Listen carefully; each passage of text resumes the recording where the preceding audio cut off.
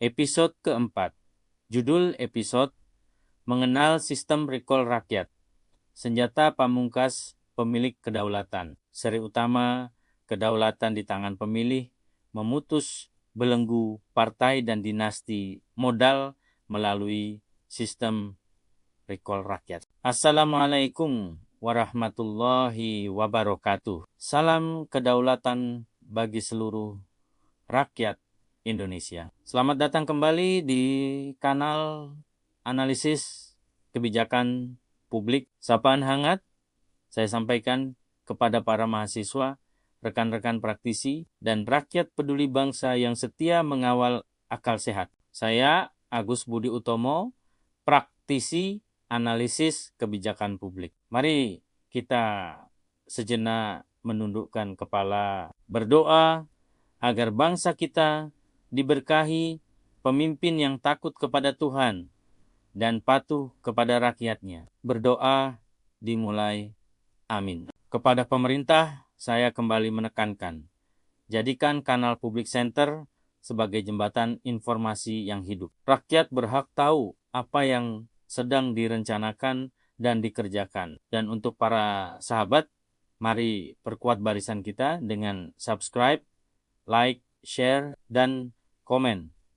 Jadikan kolom komentar sebagai ruang dialektika yang cerdas. Sahabat sekalian, di episode 4 ini kita masuk ke inti teknis, apa itu sistem recall oleh rakyat. Sederhananya, recall adalah mekanisme hukum di mana pemilih dapat memberhentikan wakilnya di parlemen sebelum masa jabatannya berakhir. Saat ini, hak recall di Indonesia hanya dimiliki oleh pimpinan partai politik melalui mekanisme PAWA, rakyat yang memilih, tapi partai yang memecat. Aneh bukan? Kita ingin mengembalikan hak ini ke tangan Anda. Jika seorang anggota dewan terbukti malas, terlibat korupsi, atau kebijakannya bertentangan dengan aspirasi dapil, rakyat tidak perlu menunggu 5 tahun untuk menggantinya. Cukup dengan petisi kolektif, mandat itu bisa dicabut. Bagaimana cara rakyat tahu bahwa wakilnya tidak amanah? Inilah relevansi manifesto pesisir dan digitalisasi pendidikan. Dengan akses internet dan literasi digital yang merata, rakyat bisa memantau absensi dan suara wakilnya di setiap rapat paripurna secara transparan. Kemandirian ekonomi melalui Koperasi Merah Putih juga sangat krusial di sini. Rakyat yang mandiri, ekonomi tidak akan bisa diintimidasi oleh ancaman bansos. Bagi Anda yang mengikuti program transmigrasi modern tanpa batas usia,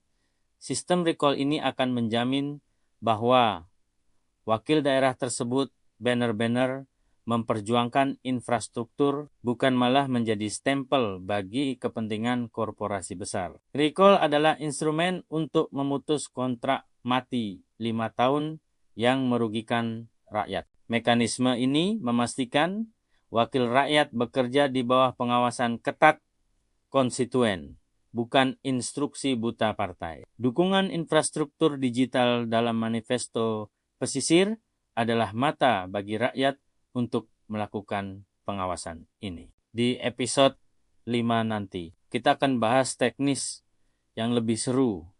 Mekanisme petisi, bagaimana cara rakyat memecat wakilnya secara konstitusional. Saya Agus Budi Utomo, praktisi analisis kebijakan publik.